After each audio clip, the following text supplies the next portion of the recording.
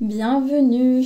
Aujourd'hui, pour le 11e live de Pitchmaster, nous retrouvons Mélanie pour la deuxième fois qui va nous parler du coup des dossiers de candidature de master.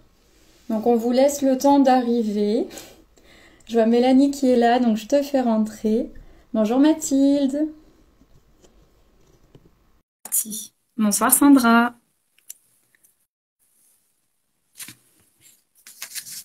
On vous laisse le temps d'arriver. Bonjour Dan. Hello M. Salut Mélanie. Comment vas-tu? Ça va très bien et toi? Ça va, ça va. Écoute, on va laisser un peu les personnes arriver, 5 minutes, quelque chose comme ça. Bonjour Léa. Oh, il y a du monde. Alors, Ça va, moi je t'entends bien, en tout cas. moi aussi. Est-ce que, Bonjour Yachal. ça va pour la vidéo? Parce que je suis dans un équilibre un peu précaire pour que le téléphone tienne.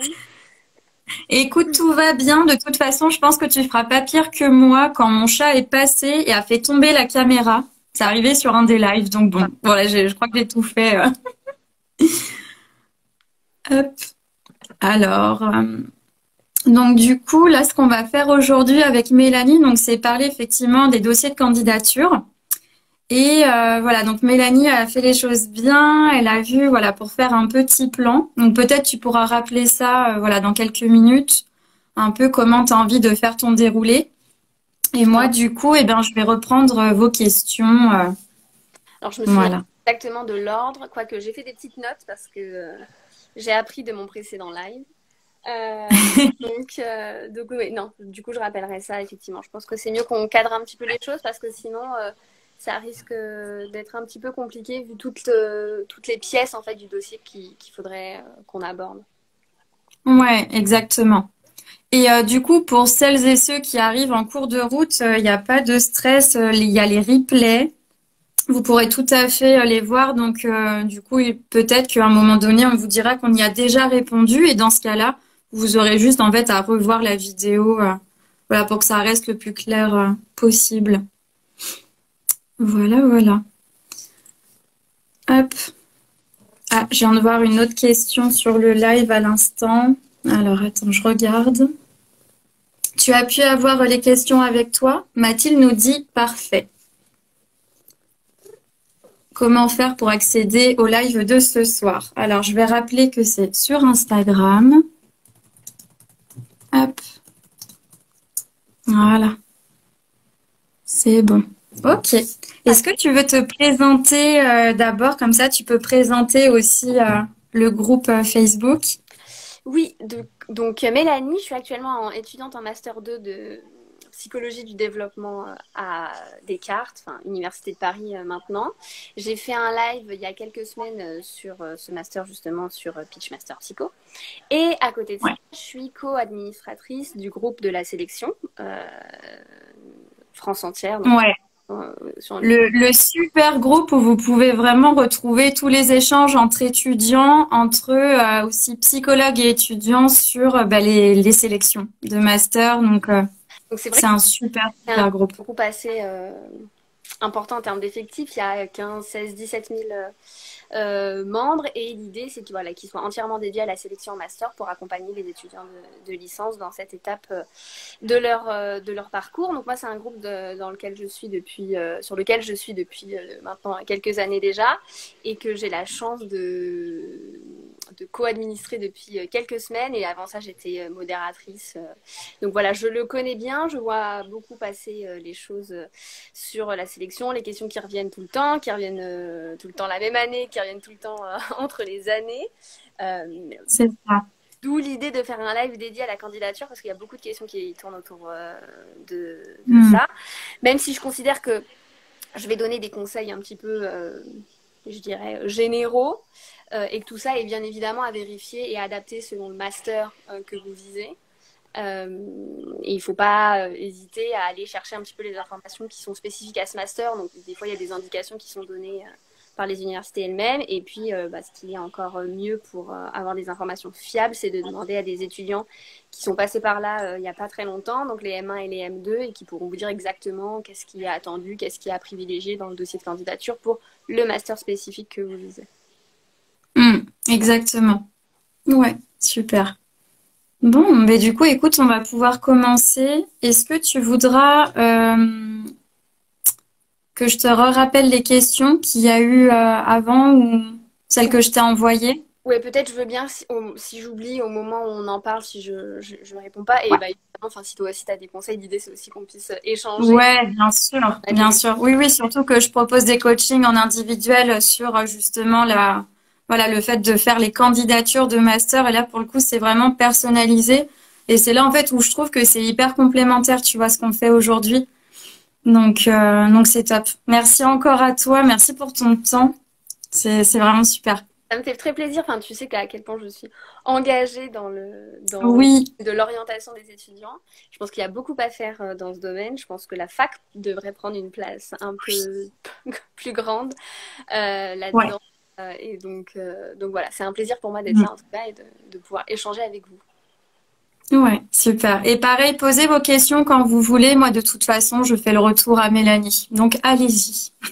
Tu peux y aller du coup. Vas-y. Ok, donc voilà, comme je vous disais, plutôt des conseils généraux. Ensuite, bon, vous pouvez évidemment peut-être éventuellement poser des questions plus spécifiques. On verra à quel point on peut y répondre. Mais l'idée, c'est de balayer un petit peu toutes les pièces du dossier de candidature pour savoir un petit peu quels sont les éléments les plus importants à y faire figurer.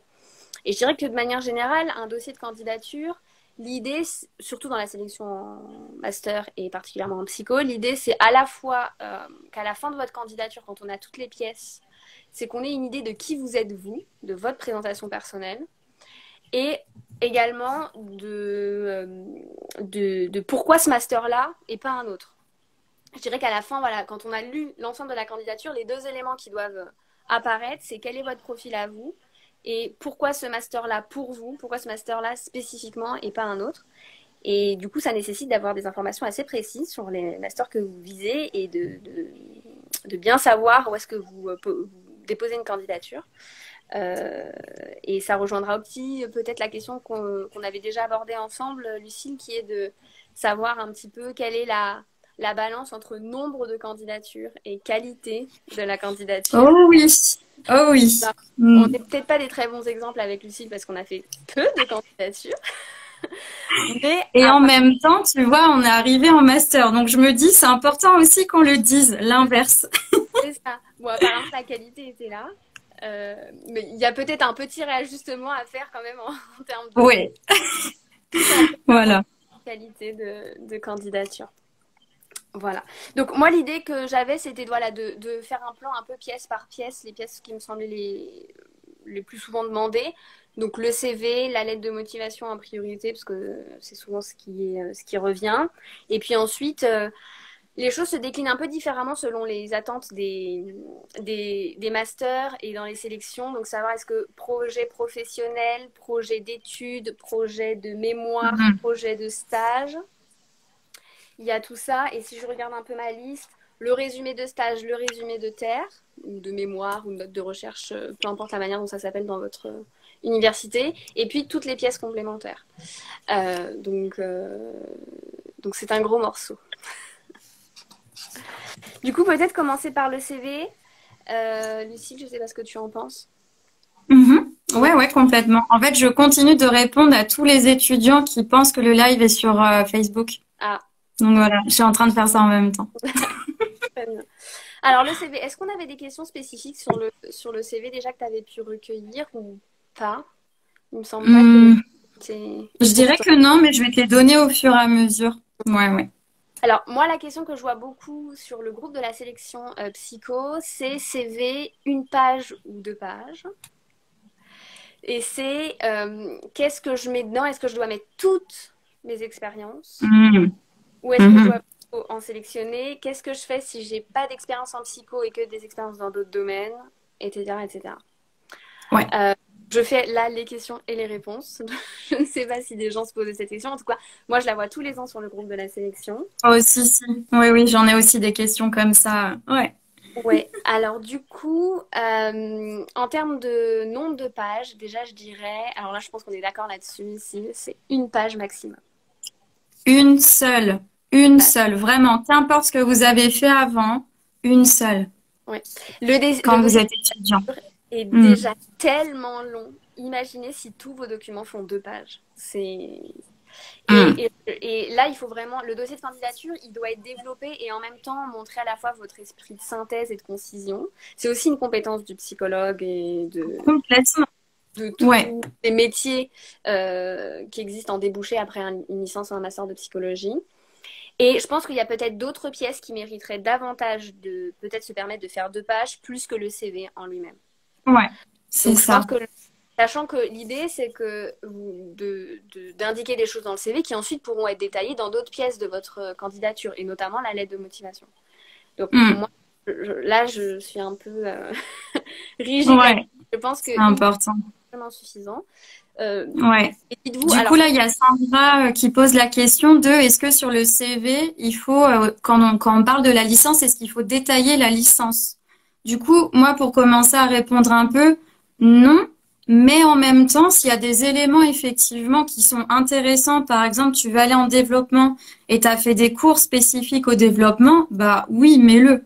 Maintenant, encore une fois, ça peut être dit aussi dans la lettre de motivation. Donc l'idée, c'est pas non plus d'avoir un CV trop chargé. Les CV hyper lourds visuellement, franchement, ça donne pas envie. c'est sûr. Les CV aérés, ça fait du bien. Oui, donc ça, typiquement, c'est des éléments que vous pouvez développer. Ensuite, je pense qu'il y a un petit ajustement qui peut se faire en fonction des autres éléments de votre CV. Si vous avez une ligne, un petit peu de place et que, oh, mettez-le, ça vous rajoute une ligne. Si vous avez déjà plein de choses dans votre CV et qu'il est déjà bien chargé, c'est peut-être pas utile de préciser ces éléments maintenant. Et c'est vous de la lettre de motivation pour le faire. C'est ça. En fait, le CV, la lettre de motivation se lisent ensemble souvent. Donc voyez-le comme complémentaire et comme aussi l'idée de ne pas répéter les choses parce que ça sert à rien de mettre en doublon des trucs. Donc la lettre de motivation, ça va être un peu plus approfondi Ça va être et le complet. CV, c'est donner envie, mais de manière synthétique, comme dit Mélanie.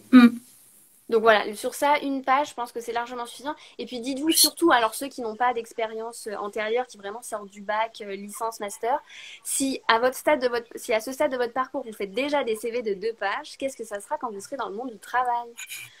Alors après, il y en a des professionnels qui ont fait 1000 choses avant, donc là, ça peut davantage se comprendre, mais là, je pense qu'il y a vraiment une sélection et un tri à opérer. Ouais. Mais alors, pour ceux qui sortent du bac, qui ont juste, entre guillemets, juste, c'est déjà énorme, hein, une licence de psycho derrière eux, si vous faites un CV de 2 pages, ça va être compliqué pour la suite.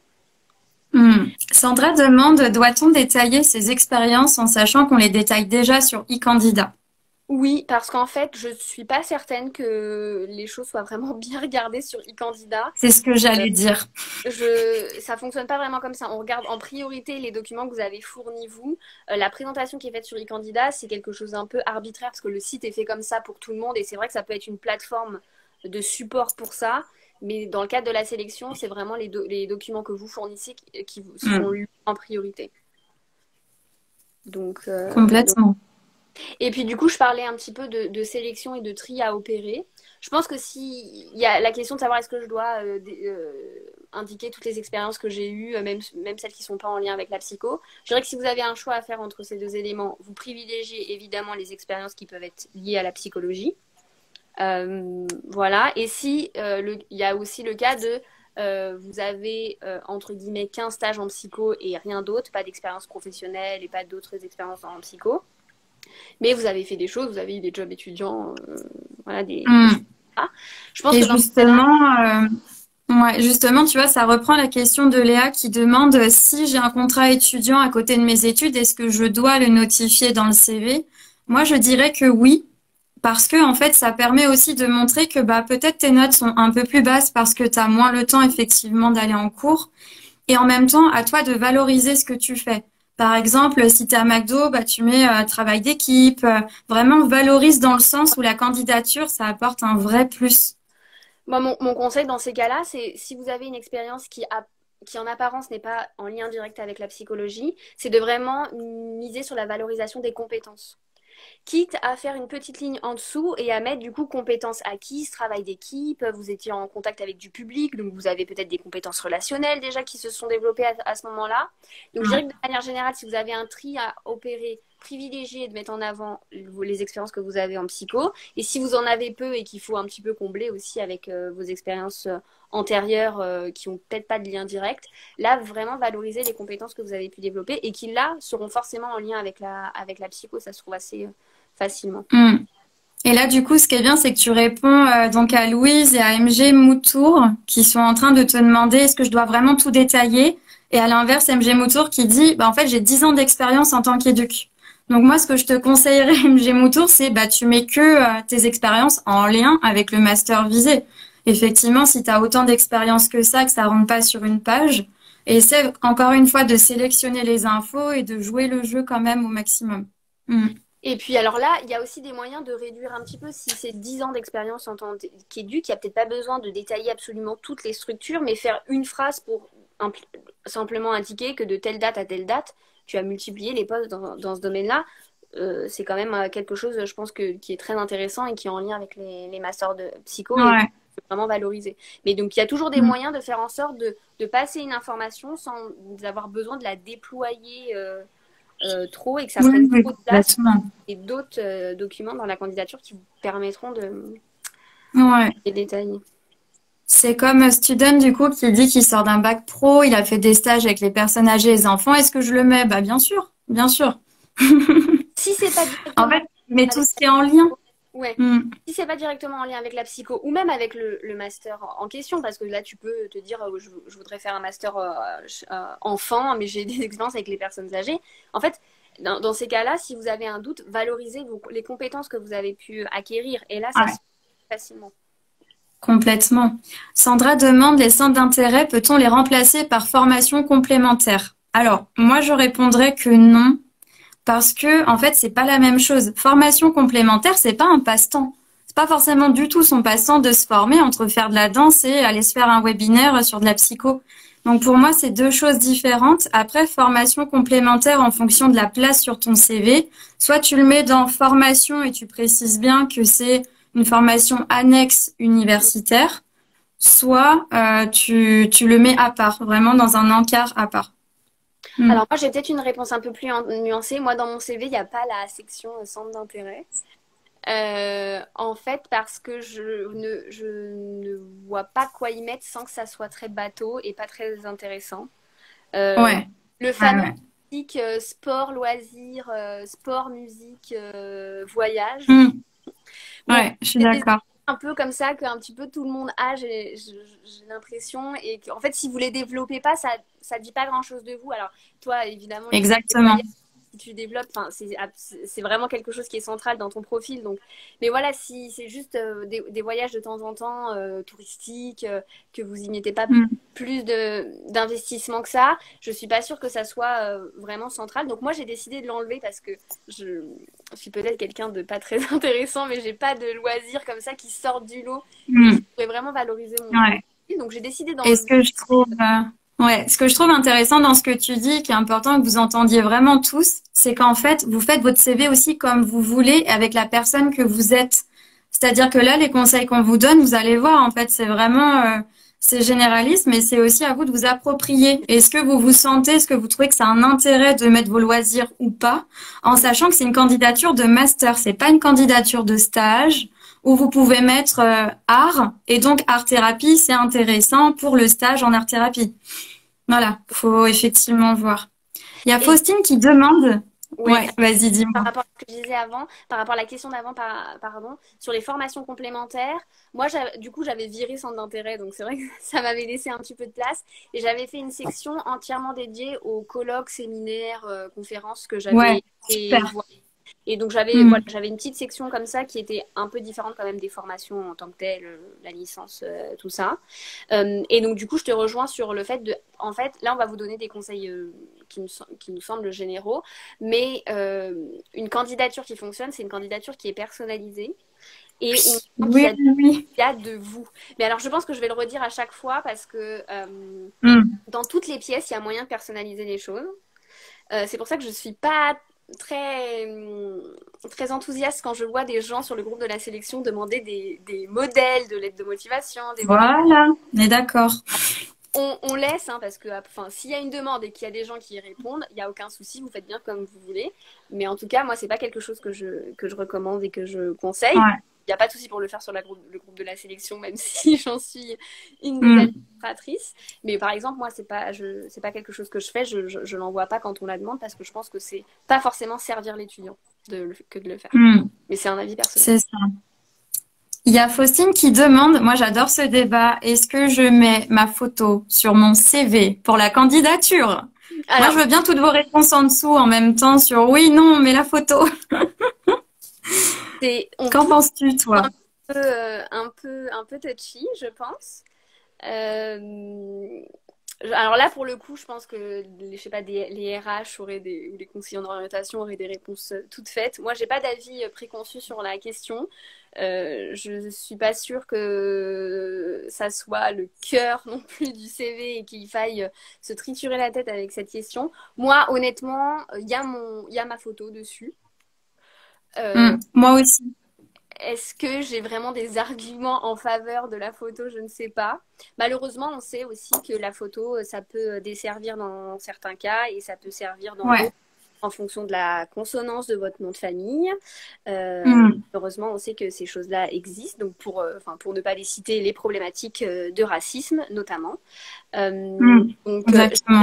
j'ai pas d'avis préconçu sur la question et je saurais pas quoi vous dire parce que de manière générale, je dirais que en tant que personne blanche, Mm. je suis favorisée et j'ai pas eu à beaucoup me poser Exactement. en fait. Ouais. Alors moi, du coup, ce que je répondrais, c'est qu'encore une fois, on revient sur le sujet, on est sur un master. Honnêtement, un master, enfin, qu'est-ce que ça peut faire d'avoir notre photo, pas notre photo, en fait. Là, on n'est pas sur un emploi, on n'est pas sur un stage. Donc déjà, on fait même pas de photo de classe, passons par là. Enfin bon, non, vraiment, là, au niveau contextuel, moi, je dirais qu'on s'en fiche un peu pour la photo, pour la candidature en master, pas pour le reste. Mais pour ça, je pense qu'on s'en fiche un peu. Et après, j'aime bien les réponses parce que beaucoup mettent oui. Il y en a qui mettent j'ai pas la place. Ça, tu peux la trouver, la place. Tu réorganises un peu.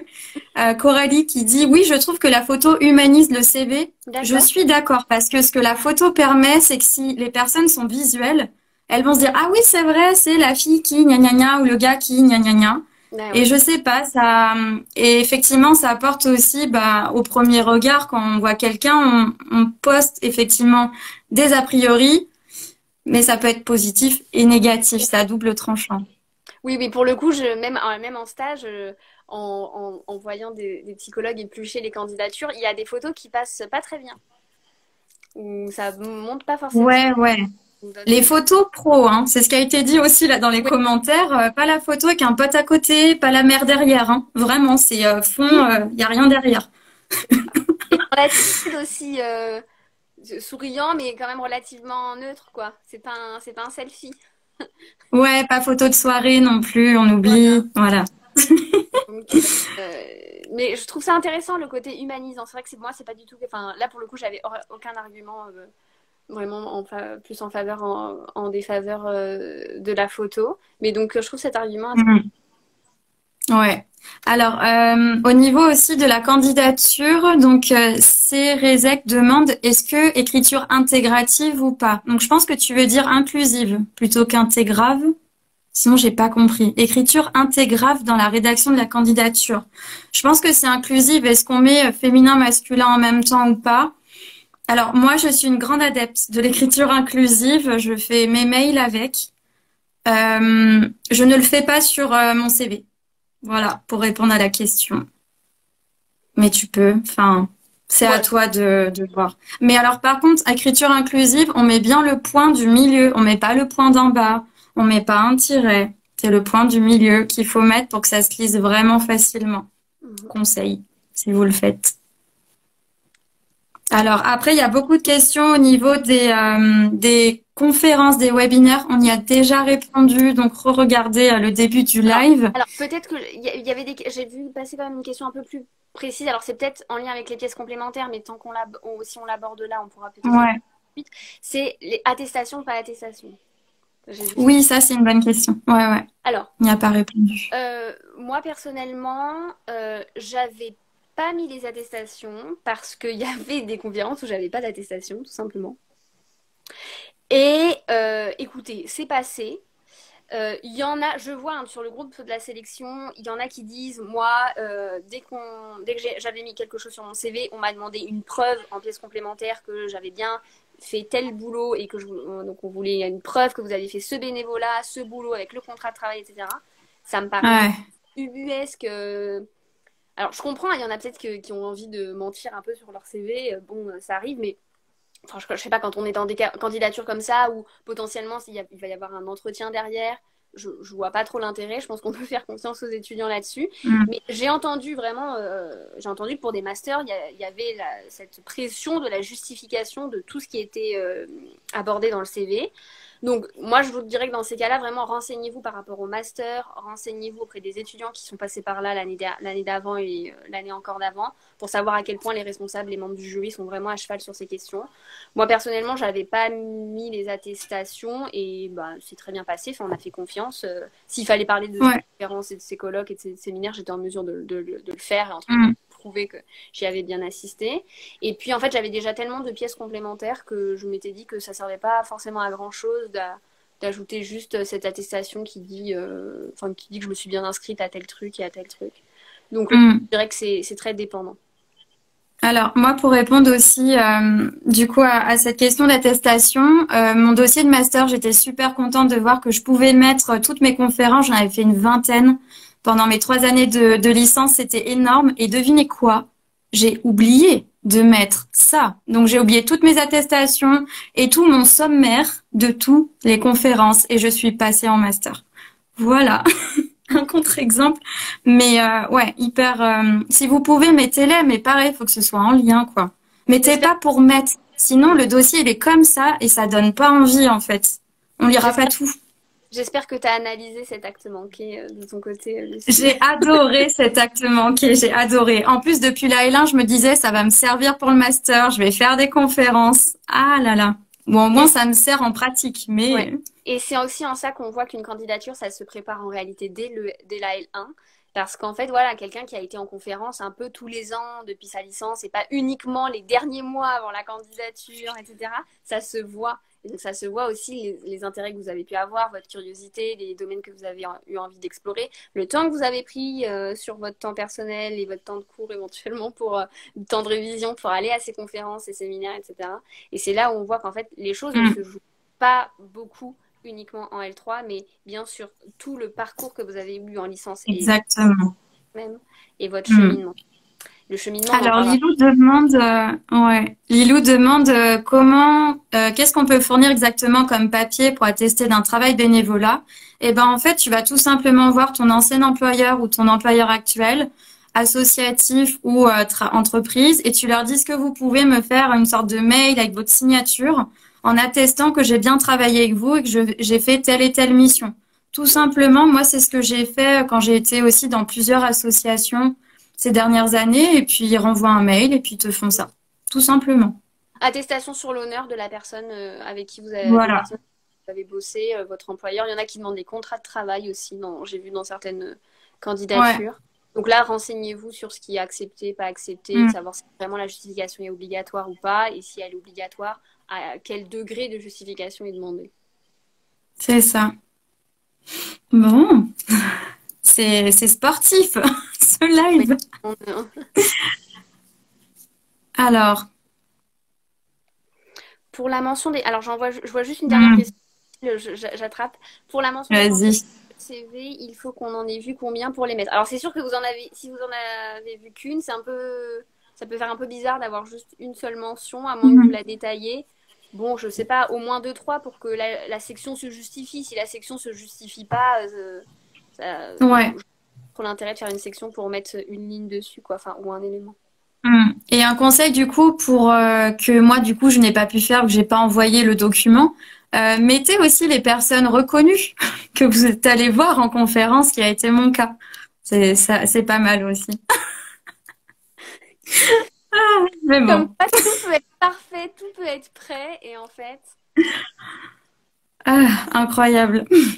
Donc voilà, de manière générale, sur le CV, je dirais que c'est quand même un exercice un peu académique sur lequel... Mais faites en sorte de le personnaliser et de le rendre surtout agréable à lire. Je pense qu'il y a moyen de faire ça tout en restant, disons, dans un certain carcan académique. Hmm. Et voilà. Ça reste une candidature de master en psycho. Voilà, vous n'êtes pas en train de passer, je sais pas, dans une formation Hmm. de photo ou de d'art. Donc, restez quand même relativement Ouais, mais adaptez bien.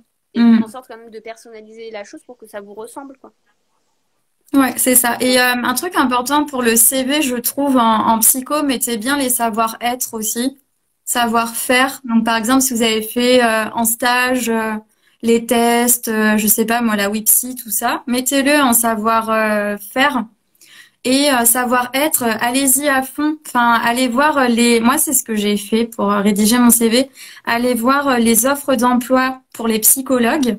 Vous Mhm. regardez ce qu'ils demandent dans les offres d'emploi et vous essayez d'adapter à qui vous êtes vraiment. Hein, ne mentez pas. On veut la vérité. Et mettez par exemple adaptabilité, travail en équipe, utilisez les termes appropriés. Oui. Donc, pour ça, LinkedIn, c'est très bien. Il y a plein d'offres d'emploi de psychologues qui passent. En ce Mm. moment, je vois plein. Donc, Et let's go. mettez-vous sur LinkedIn.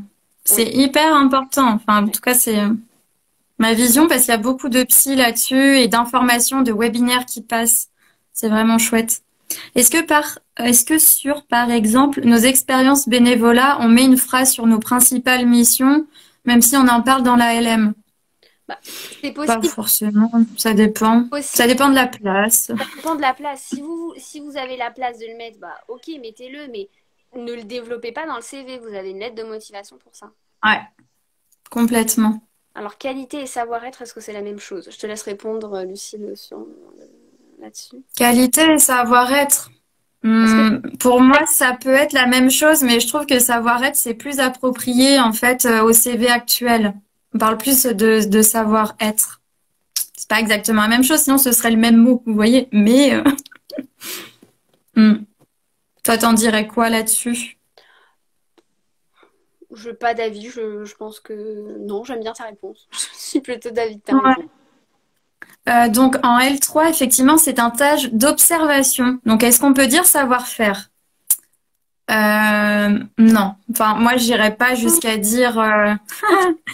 C'est Observation ça qui est bien qu'on soit à deux. non, Comme ça, on a deux je suis versions. pas d'accord. L'observation clinique, c'est un savoir-faire et une compétence du psychologue qui me semble vraiment relever du coup des choses qu'on peut apprendre. Observer, c'est pas être passif, hein, et certainement pas en psycho. Ah oui, ça je suis Donc, d'accord. Mais est-ce que au point de dire j'ai fait passer des tests de WIPSI et tout ça, moi je dirais que non. Mais par contre, dans la lettre de motivation, ça peut pour être le dit, bah j'ai quand même observé tant de tests de, je sais ouais. pas. Pour le coup, moi, je pense que oui, parce que je considère l'observation clinique comme un outil au même titre qu'un test psychométrique. Donc moi, Ok. personnellement, mais donc là, tu vois, typiquement, le moyen de personnaliser, Ouais.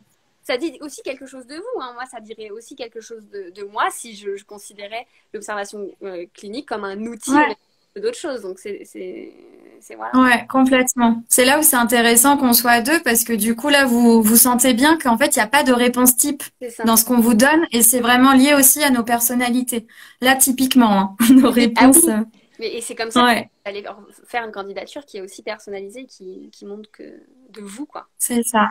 En fait, moi ce que j'ai envie de vous dire pour le CV, c'est mettez tout ce que vous, avec quoi vous vous sentez à l'aise de mettre et ce que vous pensez que vous pouvez justifier si on vous demande mais pourquoi ça? Mhm. Juste, est-ce que vous savez répondre à ce pourquoi? Et si c'est le cas, bah allez-y. Est-ce qu'on mentionne notre lien LinkedIn sur le CV? Oui, Sandra, tu peux. Maintenant, si de toute façon c'est sur dossier informatique, c'est plus par papier, donc ils peuvent cliquer sur le lien éventuellement. Je pense qu'avec toutes les candidatures qu'il y a, ils auront un peu la flemme, Oui. mais moi je le fais en fait pour les candidatures de stage par exemple, donc comme tu le sens. Voilà. Donc mieux vaut mettre savoir-être que qualité. Alors, oui, enfin pour moi oui, mais maintenant les deux vont. On comprend en fait ce que tu veux dire avec qualité. C'est juste que qualité, ça se dit plus vraiment en fait dans les CV, de ce que moi je vois. Hein. Ça se dit plus trop pour ça. Donc j'ai pu faire passer un TAT lors de mon stage de L3 sans cotation, par contre. Oui, bah ça, tu peux le mettre. Alors,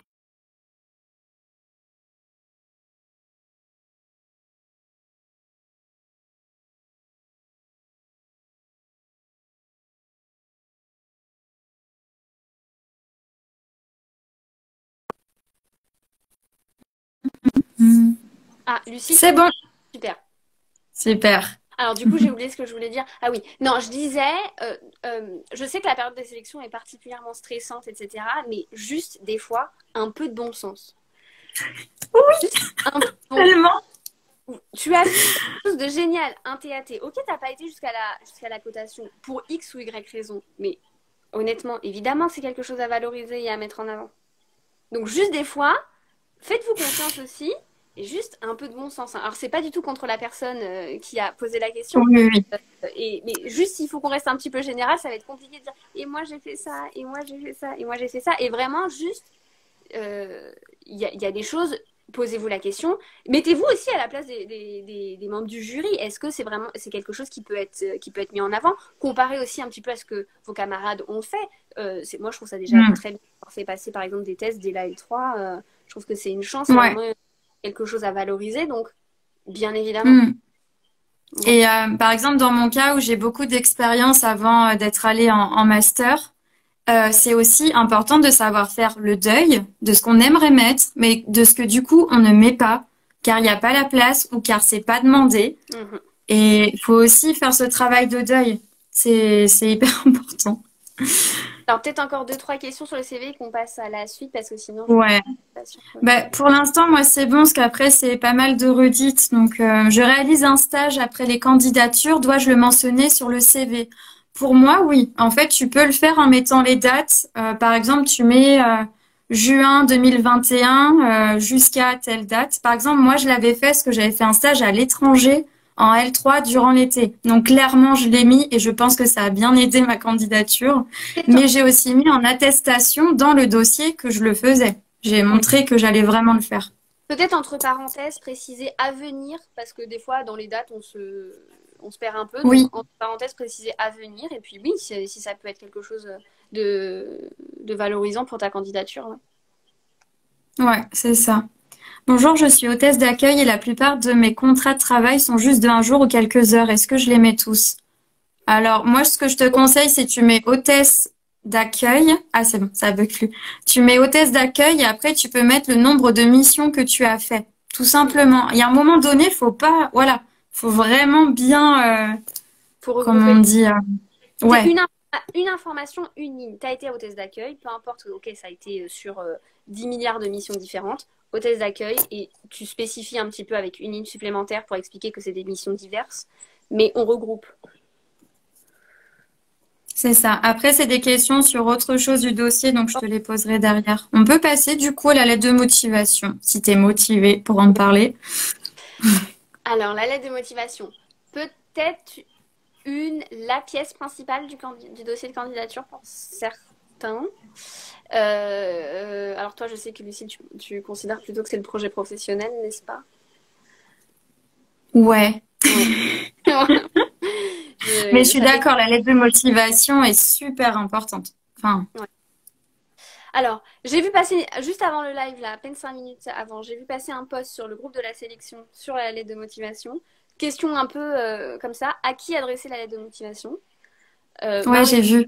Mm. c'est à l'attention des membres du jury de la Mm. sélection dans tel master. Je trouve que c'est relativement neutre et ça inclut toutes les potentielles personnes. Parce que si vous adressez uniquement aux responsables, il y a peut-être d'autres gens en fait qui s'occupent de la sélection autre que les responsables. Alors après, je pense pas que ça soit absolument déterminant, hein. On va pas refuser votre candidature parce que vous avez adressé à la mauvaise personne. Enfin, si vous adressez à une personne Mm. spécifique, assurez-vous vraiment que c'est le bon statut, c'est bien responsable du master et que vous n'avez pas visé à côté. Parce que là, peut-être avoir un Ouais, souci. ouais, c'est Mais clair. de manière générale, je pense, enfin, c'est pas fondamental, mais enfin, si je dois vous dire comment moi j'ai fait, voilà, j'ai dit ça à l'attention et pas Mm. l'intention. Attention là-dessus, Oui. ça me permet de Et dire les erreurs les fautes de français, vraiment, faites-vous relire, hein. oui, Parce qu'alors ça, pour le coup, ça, c'est rédhibitoire, hein. les fautes d'orthographe. Ça va vous flinguer vos Ça candidatures. permet de faire un point sur l'orthographe et la syntaxe comme ça. Donc oui, effectivement, faites-vous relire, c'est très très important. Et donc du coup, voilà, moi mon conseil, enfin moi ce que j'avais mis en tout cas, ça a fonctionné, c'est à l'attention des membres du jury. Voilà. Ouais. Peut-être Mm. anecdotique, mais comme ça, c'est Ouais, dit. c'est ça. Et ensuite, alors sur la lettre de motivation, on pose énormément de questions parce qu'en fait, je considère que sa construction dépend énormément des autres documents qu'on va vous demander dans la candidature. Est-ce qu'on vous demande un projet de stage? Est-ce qu'on vous demande un projet professionnel? Est-ce qu'on vous demande un projet d'études? Est-ce qu'on vous demande un projet de mémoire? Si on vous demande toutes ces pièces-là à côté, ça veut dire que ces pièces-là doivent détailler ces éléments précis.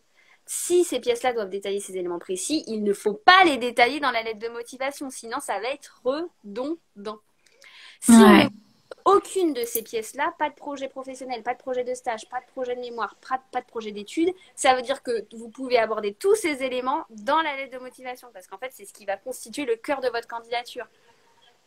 Le cœur de votre candidature, c'est qu'est-ce que vous avez fait avant qui vous amène à l'étape où vous en êtes aujourd'hui, et qu'est-ce que vous voulez faire après. Donc là, vous avez la globalité. Mais après, on va peut-être vous demander des pièces différentes pour aborder tous ces éléments. Souvent, quand même, les masters distinguent lettre de motivation et projet d'études et professionnels. Et donc, du coup, les gens me demandent beaucoup quelle est la différence entre les deux. Mm. Personnellement, j'ai une réponse un peu caricaturale à faire et ensuite je la nuancerai. C'est pour moi, lettre de motivation, focus sur le passé et le présent. Donc, votre parcours, vos motivations, votre cheminement, où est-ce que vous en êtes aujourd'hui. Projet professionnel, tourné vers le futur. Ouais, C'est comme complètement. ça que je fais la dissociation entre les deux. Et donc, du coup, moi, ce que je conseille dans la lettre de motivation, c'est de parler vraiment de votre profil à vous, donc de vos motivations, de votre parcours, de votre cheminement. Donc, tout ce que vous avez fait pendant la licence, c'est avant et qui vous mène en fait à postuler dans ce master-là. Donc, ça peut être, et là, à ce moment-là, vous pouvez aussi reprendre des éléments de votre CV. Ça peut être les stages que vous avez faits, les UE que vous avez choisis, les terres, les domaines de recherche que vous avez choisis et que vous avez explorés, les colloques, les conférences que vous avez faites, les expériences professionnelles, les bénévolats. Donc, tout ce qui, en fait, constitue votre profil à vous, votre parcours, votre cheminement. Donc, l'exposer dans la lettre de motivation, articuler tout ça, du coup, avec les motivations que vous avez à rentrer dans ce master là. Et donc, du coup, expliquer vos aspirations, c'est-à-dire pourquoi ce master-là et pas un autre. Donc, en fait, dans la Ouais. motivation, il y a toujours ces deux aspects, vous et pourquoi ce master. Et là, c'est le moment vraiment d'indiquer ce que vous savez de ce master et en fait, pourquoi ce master et pas un autre. Qu'est-ce que vous savez de ce master qui fait que c'est grâce à lui que vous allez pouvoir réaliser ce que vous voulez faire par la suite et pas un autre. Et en quoi votre parcours, en fait, il est quasiment entièrement pensé depuis le début Mm. Pour pour, celui-ci. pour celui-ci et pas un autre. Mm. Donc, c'est un petit peu comme ça que moi, je fais Ouais. la dissociation et du coup, expliquer en quoi le master voilà, répond à votre profil. Et par contre, du côté projet professionnel, vraiment là, vous axerez uniquement sur le futur, c'est-à-dire détailler ce que vous voulez faire en tant que professionnel quand vous serez diplômé. Donc C'est moi, c'est ça. C'est en gros grâce à ce master, qu'est-ce que vous allez devenir après, mais grâce à ce master. C'est un peu ah, ça l'idée en fait qu'on c'est ça. demande. La lettre Mm. de Et motivation, votre c'est qui parcours. vous êtes, votre parcours, où est-ce que vous en êtes à présent et pourquoi ce master-là est en total, peut-être pas en total, mais en adéquation avec votre profil. Ouais. Et ensuite, le projet professionnel, vraiment, vous gardez sur les aspirations, enfin, ce Mm. que vous Et voulez un faire. conseil que je pourrais donner, c'est quand vous allez sur les sites des universités pour candidater, enfin pas sur les candidats, mais sur les universités elles-mêmes en voyant les cours, bah essayez dans votre lettre de motivation de mettre des choses en lien avec les cours qu'il va y avoir, de regarder qui sont les professeurs que vous allez avoir, vraiment de les chercher, de regarder sur LinkedIn, de regarder leurs recherches sur Kern et d'essayer de voir si ça vous intéresse aussi vraiment et de le mettre un petit peu dans la lettre de motivation. Faut que ce soit en lien, faut pas que ce soit complètement. C'est ça. Alors là, Mm. je nuancerai un peu. Si on vous demande un projet d'études, attention, parce que du coup, dans le projet d'études, on en parlera un peu après, mais il y a peut-être un peu ces éléments aussi à développer. Mm. Il y C'est a vrai. vont arriver, je crois, Donc, entre-temps. Lilou, si on nous demande pas un projet pro à côté, il faut quand même en parler dans la LM au moins un peu, non? Hmm. Oui, alors là, du coup, effectivement, là, c'était si le projet professionnel était Ouais, distinct. Si le projet professionnel n'est pas distinct, dans ces cas-là, absolument, il faut en fait parler de la globalité du passé, du présent et du futur dans la lettre de motivation. c'est ça. Et Donc alors, la fameuse question, combien de pages? là, il y a deux réponses. La réponse que j'aimerais vous donner, moi, Hmm. j'aimerais que tout le monde accepte des lettres de motivation de 2 pages. Ouais, Et ouais, ouais. la réalité est tout autre. En fait, il y a des masters, là, vraiment dans ces cas-là, il faut vraiment que vous vous renseigniez. Il y a des masters qui l'indiquent, qui mettent entre Hmm. parenthèses 1 page max, 2 pages max. Sachant que ça se joue toujours entre 1 et 2. 3, vous oubliez. Oui. Ouais, Donc, ouais, complètement. Trois, on lira pas, hein. La troisième page, elle sera zappée, hein. donc c'est 1 ou 2. Renseignez-vous bien auprès des masters parce qu'il y en a qui demandent qu'une seule page. Donc, dans ces cas-là, vous respectez. Si on vous dit 2 pages max, bah, ça veut Bon dire courage. voilà. Et bon Moi, j'ai envie courage. de dire bon courage, parce que sur Et une page, voilà. compliqué, hein. Bon, alors après, si on vous demande une lettre de motivation de 1 page maximum et qu'on vous demande des documents à côté pour détailler tout le reste, je veux bien. Mais si on vous Là, demande ça va. une lettre de motivation où il faut parler du passé, du présent, du futur, du projet de mémoire, du projet de stage, du projet professionnel, du projet d'études, votre parcours, pourquoi ce master, bon, en moins en 1 page, ça me paraît très Hmm. compliqué. Mais bon, les dossiers de candidature, c'est aussi être votre concision et votre esprit de synthèse à l'œuvre.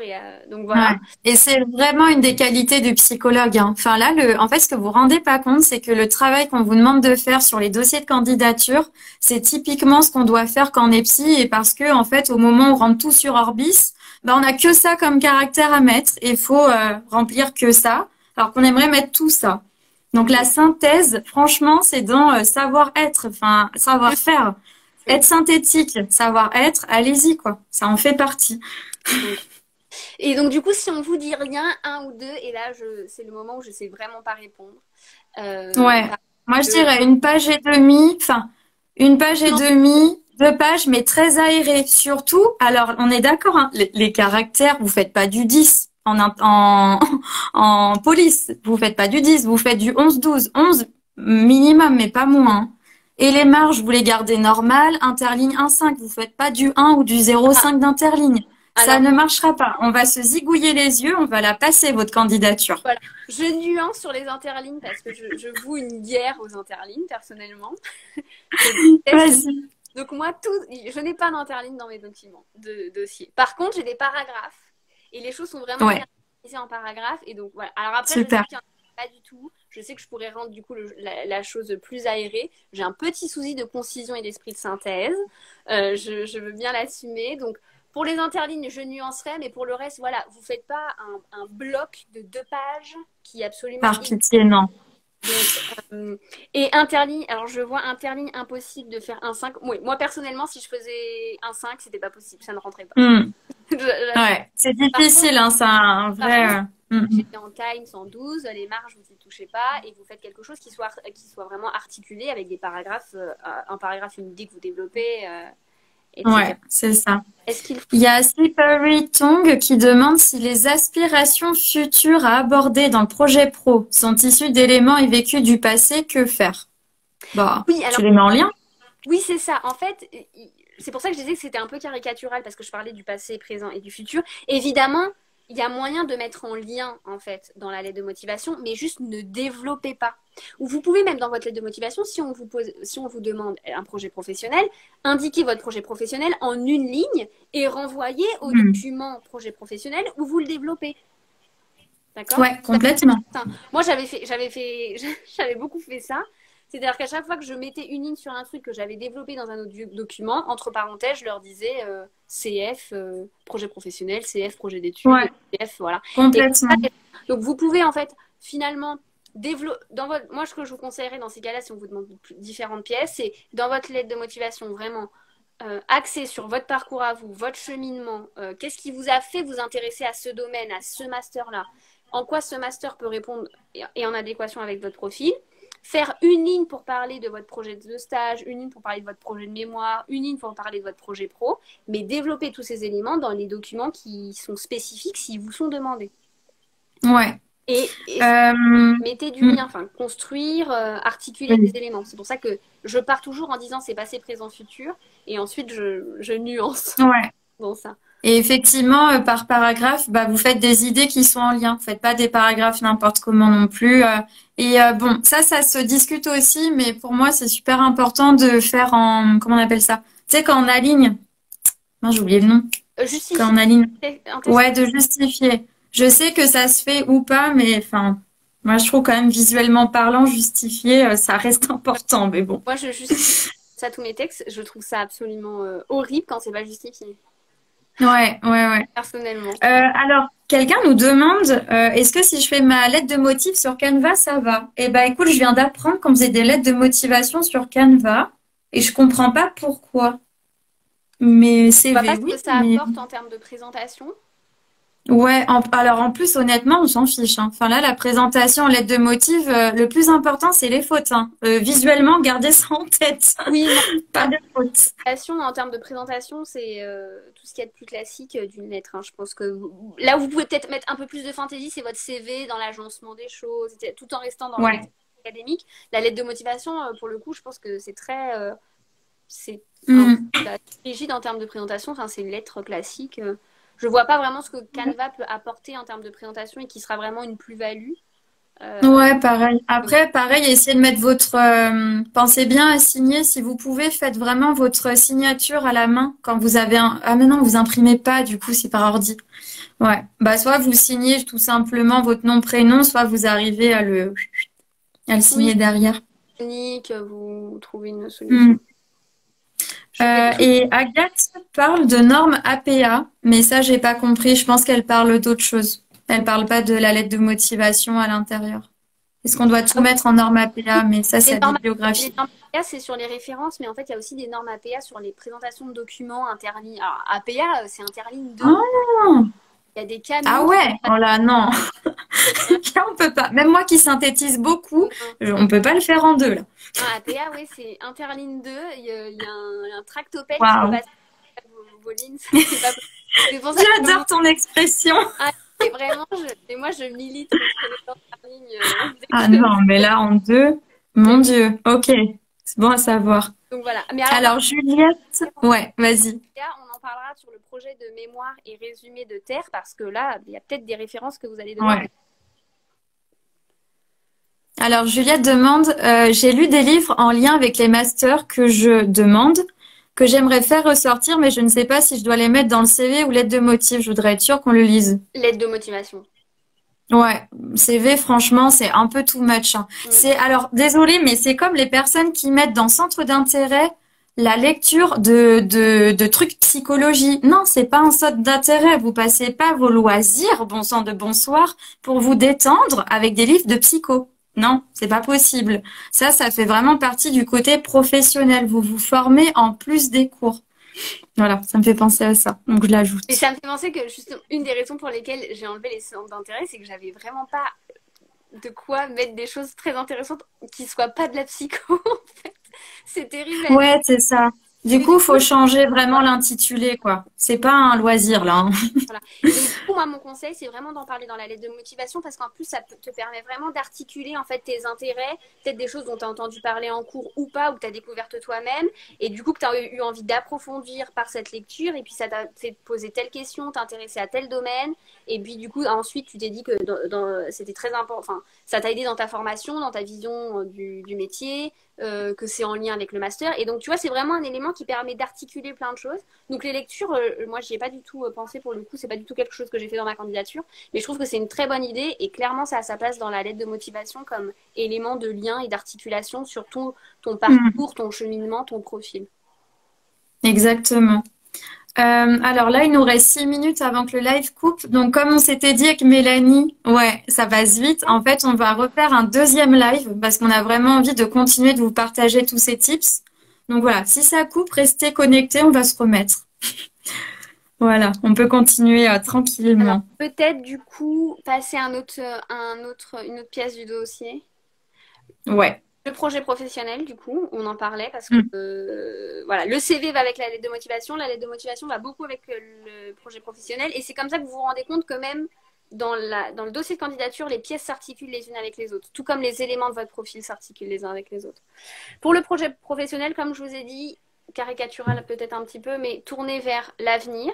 En fait, quel professionnel vous avez envie d'être? Quel psychologue vous avez envie d'être? Et là, vous pouvez détailler une multitude de choses. Avec quelle population vous voulez travailler? Donc là, dans la population, l'âge, le milieu, éventuellement la pathologie ou de population tout venante. Dans quel type de structure vous aimeriez travailler? Quel type de mission vous aimeriez accomplir? Quel type d'activité vous aimeriez faire? Quelle approche peut-être déjà théorique? Avec quelle approche théorique vous voudriez travailler? Je pense notamment à ceux qui peut-être vont dans un master intégratif mais qui ont quand même une approche peut-être spécifique ou vraiment l'approche intégrative en elle-même ou l'approche psychanalytique, que sais-je. Quels outils vous voudriez mettre en place dans votre pratique? Quelle méthode? Quel dispositif? Donc voilà, je relis juste mes petites notes. Donc voilà, tous ces des éléments déjà à travailler. Quel professionnel vous voudriez être? Quel psychologue, si c'est le métier de psychologue que vous voudriez être? Et surtout, pourquoi tout ça? En fait, à chaque fois, il faut présenter les choses et indiquer pourquoi en fait. Pourquoi tout ça? Qu'est-ce qui vous a amené à vouloir, à ces envies-là, à ces souhaits, à ces aspirations.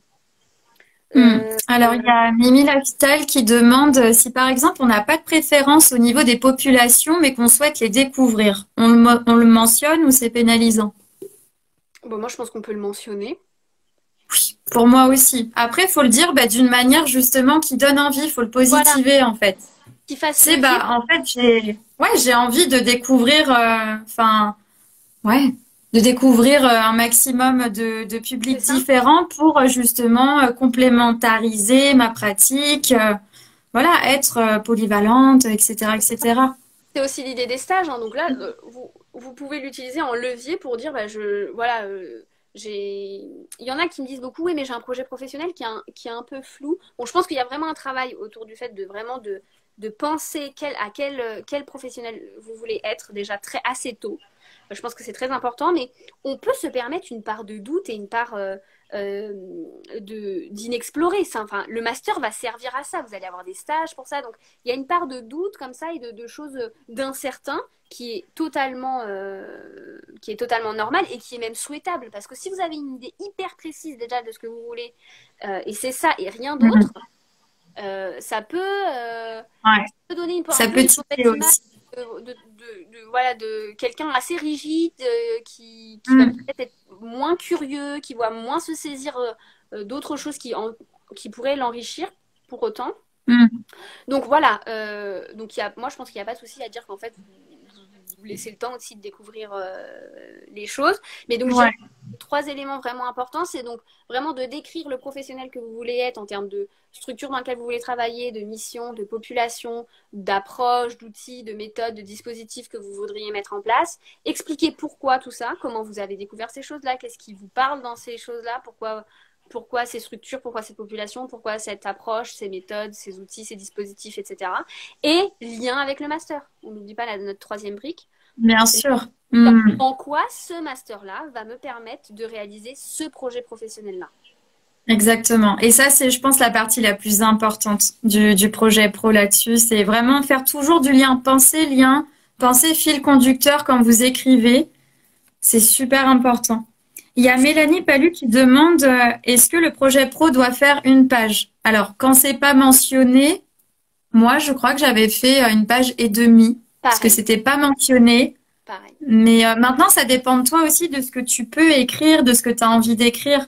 Encore une fois, mieux vaut la qualité à la quantité. C'est-à-dire que si vous arrivez à être très synthétique, clair en une page, faites une page. Oui, Si vous blablatez sur 2 pages, par pitié, ne faites pas ça.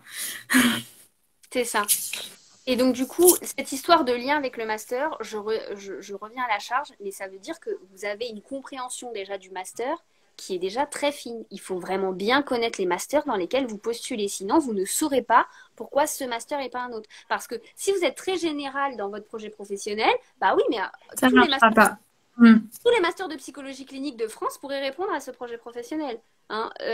Pourquoi ce master-là et pas un autre. Et vraiment, tous les masters ont leur spécificité, tous. Il faut aller à la pêche Et, ouais. et savoir à quel point ça Mm. parle à par rapport à votre profil. Moi, je vous dis par exemple, naïvement, quand j'étais en L2, début L3, je savais que je voulais faire la psychologie du développement. Je me suis dit, génial, je vais postuler dans tous les masters de psychologie du développement d'Île-de-France. Bon, Mm. ça me faisait comme ça au moins 3 candidatures en Île-de-France. Il reste 6 secondes Ah, pour alors que tu reprennes.